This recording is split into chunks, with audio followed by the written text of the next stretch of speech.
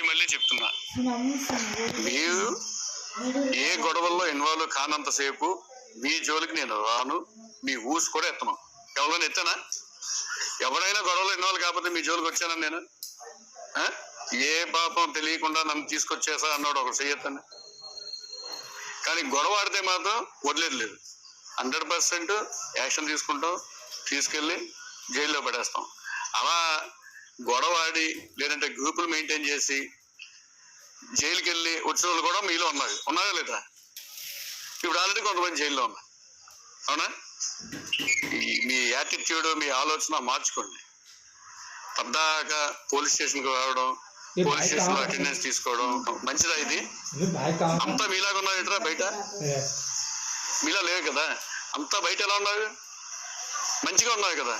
మనం మంచిగా ఉంటాం అంతే, ఏం తప్పే ఉంది అంతేనా? మన భార్య పిల్లలు చక్కగా ఉంటారు, మన డబ్బులు మనం సంపాదించుకుంటాం, మనం తింటాం, మనం హ్యాపీగా ఉంటాం. నేను రౌడీ షీట్ పెట్టుకుంటాను అని అంటే అది పాత రోజులు వెళ్ళిపోయినాయి. అది దాన్ని అసలు గుర్తు తెచ్చుకోవద్దు. రౌడీ షీట్ ఉంది, నేను పెద్ద హీరోని, నేను రౌడీని, నాకు ప్రతి ఒక్కరు భయపడతాడు, అది లేదు. వస్తే తీసుకొస్తాం, పంపిస్తాం. ఎన్నిసార్లు జైలుకి వెళ్తారు కదా? జైలుకి వెళ్ళినప్పుడల్లా బెయిల్ పెట్టాలిగా. బెయిల్కి ఎంత అవుతుంది? బెయిల్కి ఎంత అవుద్ది? 70. ఇంకా గట్టి కేసు పెడితే ₹1,00,000 కూడా అవుద్ది. మీరేమన్నా డబ్బున్న వాళ్ళ? మీలో డబ్బున్న వాళ్ళు ఏమన్నా ఉన్నారా? ఎందుకే మీకు చక్కగా మంచిగా ఉన్నాయనుకో, ఓకే, నో ప్రాబ్లం. నాకు తెలిసి ఒక 20-30% చేంజ్ అయ్యాయని అనుకుంటున్నా.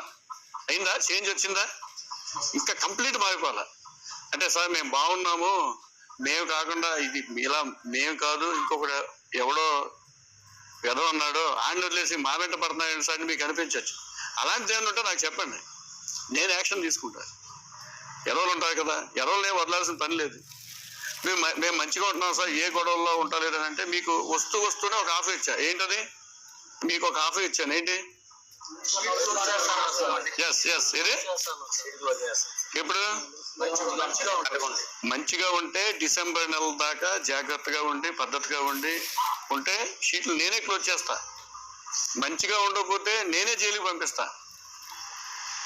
గుర్తుంచుకోండి, ఈ చేంజ్ అనేది